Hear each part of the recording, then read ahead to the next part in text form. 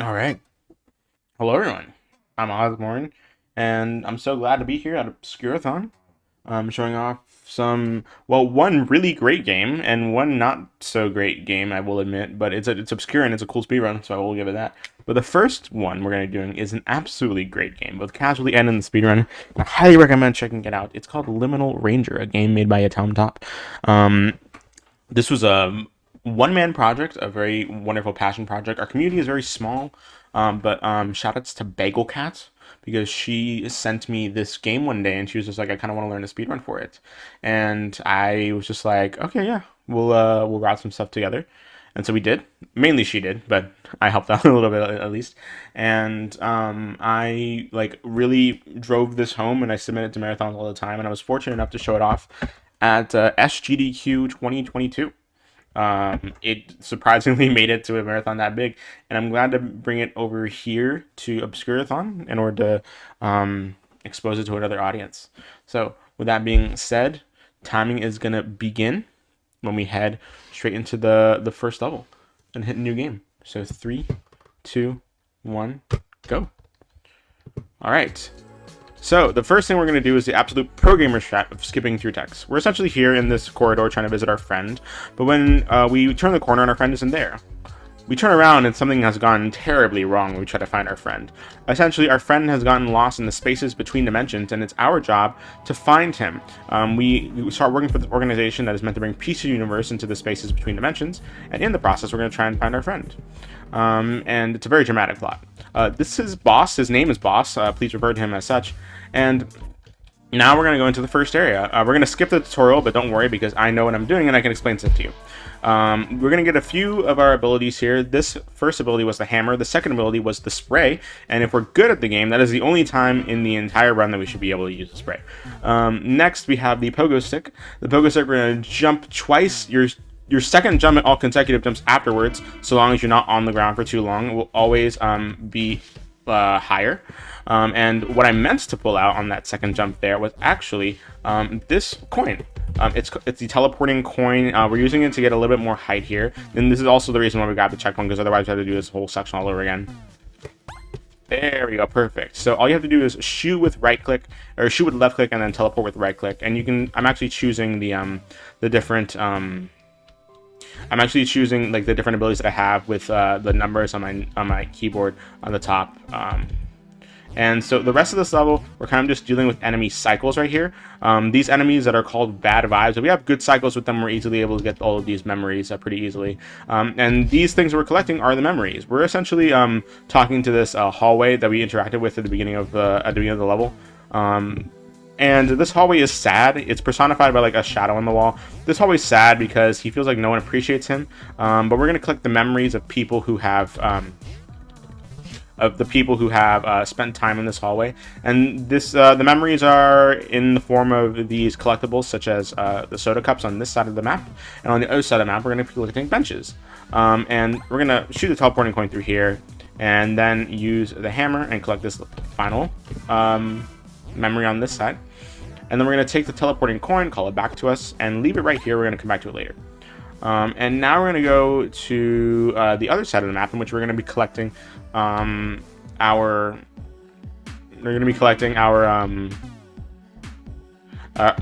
memories. Oh, I accidentally mistimed that jump, but that's perfectly fine. There we go. All right. And next, we're going to be coming over here. And originally, to collect the memories on this side of the map, the benches, we would have a route that led up from bottom to top. But now we have the updated route that leads us from top to bottom. Starting off with this one right here. And then let's see how the enemy cycles really... Okay, if we get this in time, we can probably get this bench before that guy turns around. Thankfully, the enemy cycles were pretty generous to us. And now we're going to collect this memory and then purposely get hit by the checkpoint, and then to come back here and grab that last bench. And now I'm just gonna because I was weird with that enemy cycle there, I'm just gonna kill that guy with the spray for good measure. And since we collected all of the memories of the area, of the space, of the hallway before interacting with it the first time, we actually get to skip the first interaction. We're going to return to our boss, and now we are forced to get rid of an item and upgrade an item. The item we're going to get rid of is the spray, because it's like useless from this point on. You don't ever use it. And the other item that we're going to upgrade is the hammer, because each item in this game has an alternate ability if you decide to upgrade it, and the hammer's alternate ability is intended, but it's also really broken. And so, ooh, I don't like the way that I timed that. I'm going to try that again. You can essentially just fly with the hammer like this. And the reason that that works is because if you right click and then jump, you can get essentially just launch and fly with the hammer all you want. The other purpose of the hammer is to have you like float in the air. If you fall down, it'll keep you levitating. But there's also this ability you can use with it. And one thing about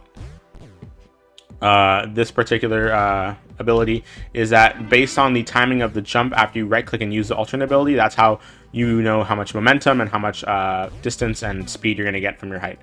Technically, this particular section can be done with the hammer, and it's a little bit faster, but I tend to use the pogo stick in marathons only because it gives you a little bit more control over your character in midair.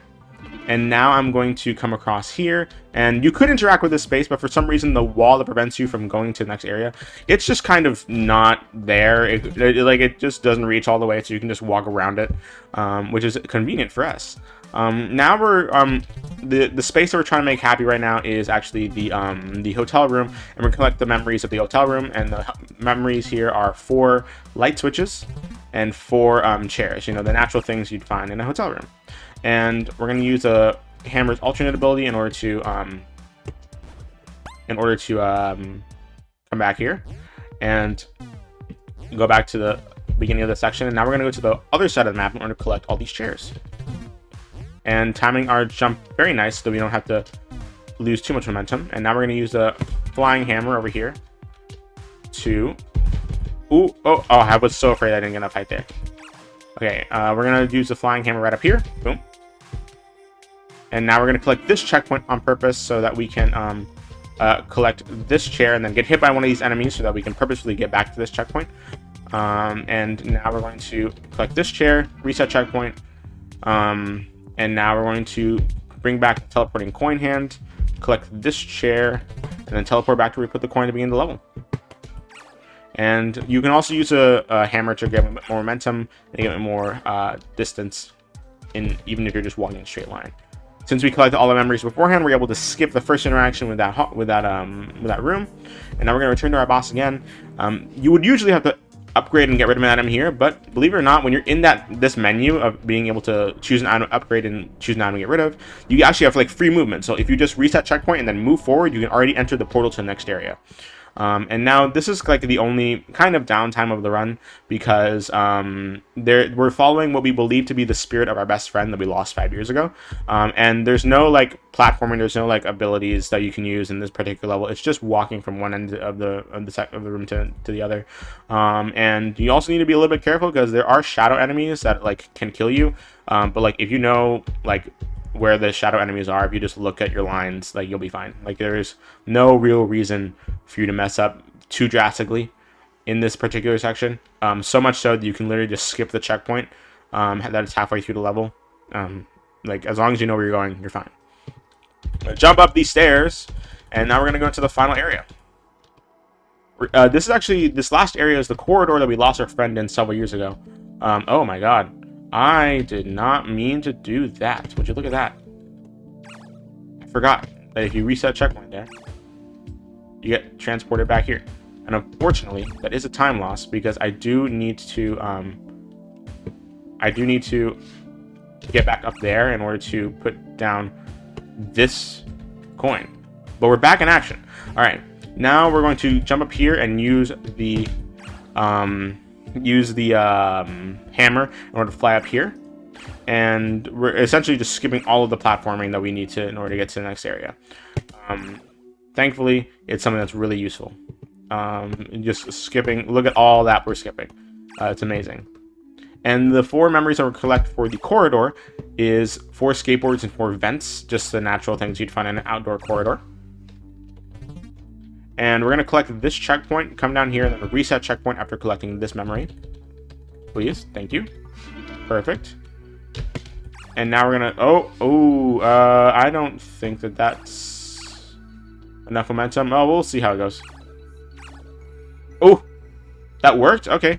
I didn't think I had enough distance there. But we're good. And now we're going to reset checkpoint again. We're going to go to the final skateboard over here. Perfect. And then after getting this skateboard, we're going to teleport back to where we put the coin at the beginning of the level. Perfect. Then jump up. And now we're going to go to the other side of the level to get the other memories. Coming up here. Originally in the route, we would have to get these from bottom to top, but now we have a way to get them from top to bottom. Come up here. Grab this guy. Come on. There we go. And now we're going to get this vent right down here through this wall.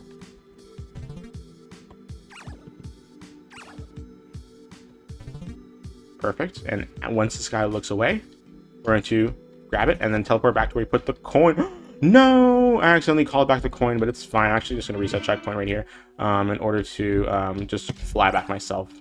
An unfortunate time loss, but still something that should not, like, it doesn't lose that much time. Like, not enough time for us to, like, go underestimate.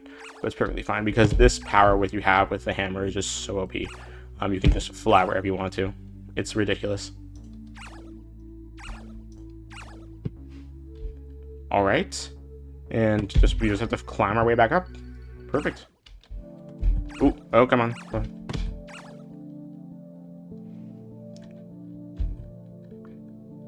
Oh, come on.